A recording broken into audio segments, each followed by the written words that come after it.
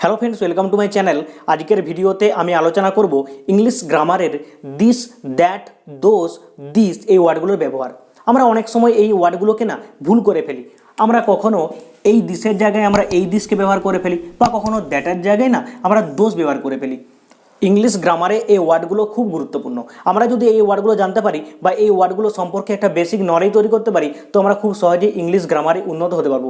বিশেষ করে আমরা আমাদের রাইটিং স্কিল ও স্পিকিং স্কিলকে উন্নত করতে পারবো। এছাড়াও আমাদের এক্সামে এই ওয়ার্ডগুলো রিলেটেড যে সমস্ত কোশ্চেন আসে সেগুলোকে আনসার করতে পারবো। তো লেসনটি শুরু করে যাক। তোমরা ভিডিওটা শুরু থেকে শেষ পর্যন্ত দেখতে থাকো। আমরা এখন THIS এবং THESE এই দুই প্রোনাউনের ব্যবহার জানবো। THIS হলো সিঙ্গুলার, অর্থাৎ সিঙ্গুলার নাউনের ক্ষেত্রে আমরা THIS ব্যবহার করব, আর THESE আমরা প্লুরাল নাউনের ক্ষেত্রে ব্যবহার করব। অর্থাৎ THIS এর মানে হলো এই, কাছে থাকা কোনো এক ব্যক্তি বা বস্তু বা প্রাণীর ক্ষেত্রে এই THIS ব্যবহৃত হয়। যেমন এই বইটি, মানে কাছে যদি কোনো বই থাকে তো আমরা THIS ব্যবহার করব একটি বইয়ের ক্ষেত্রে।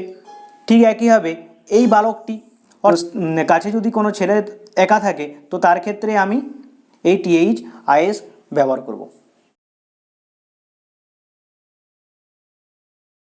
ঠিক একইভাবে কাছে থাকা একের বেশি ব্যক্তি, বস্তু বা প্রাণীর ক্ষেত্রে THESE ব্যবহৃত হয়। যেমন এই বইগুলি, এখানে বইগুলি হলো প্লুরাল, কিন্তু বইগুলি যদি কাছে থাকে তো আমরা দিস ব্যবহার করব। ঠিক একইভাবে এই বালকগুলি, যেহেতু বালকগুলি প্লুরাল, তো যেহেতু কাছে আছে তাই আমরা THESE ব্যবহার করব।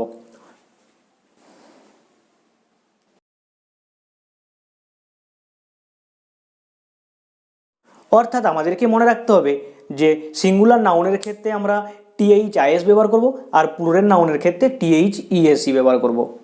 চলো আমরা এখন দ্যাট ও দোষের ব্যবহার জানব।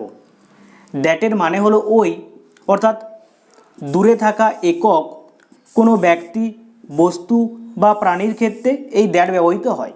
আর দোষের মানে হলো ওইগুলি, অর্থাৎ দূরে থাকা একের বেশি ব্যক্তি, বস্তু বা প্রাণীর ক্ষেত্রে আমরা দোষ ব্যবহার করব। কয়েকটি উদাহরণ দেখলে তোমরা খুব ভালোভাবে বুঝতে পারবে।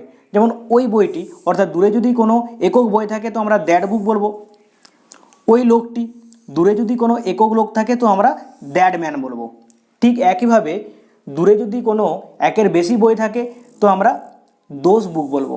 ঠিক একইভাবে ওই লোকগুলি, দূরে যদি কোনো একের বেশি লোক থাকে তো আমরা দোজ ম্যান বলবো। অর্থাৎ আমাদেরকে মনে রাখতে হবে যে সিঙ্গুলার নাউনের ক্ষেত্রে আমরা দ্যাট ব্যবহার করব, আর প্লুরাল নাউনের ক্ষেত্রে আমরা দোষ ব্যবহার করব। অর্থাৎ দূরে যদি কোনো একক কোনো ব্যক্তি, বস্তু বা প্রাণী থাকে তো আমরা দ্যাট ব্যবহার করব, আর দূরে যদি কোনো একের বেশি ব্যক্তি, বস্তু বা প্রাণী থাকে তো আমরা দোষ ব্যবহার করব। তো আশা করি তোমরা বুঝতে পেরেছো। আর তোমাদের যদি কোনো সমস্যা হয় তো তোমরা আমাকে কমেন্ট করো, আমি চেষ্টা করব তোমাদের ওই সমস্যা দূর করার।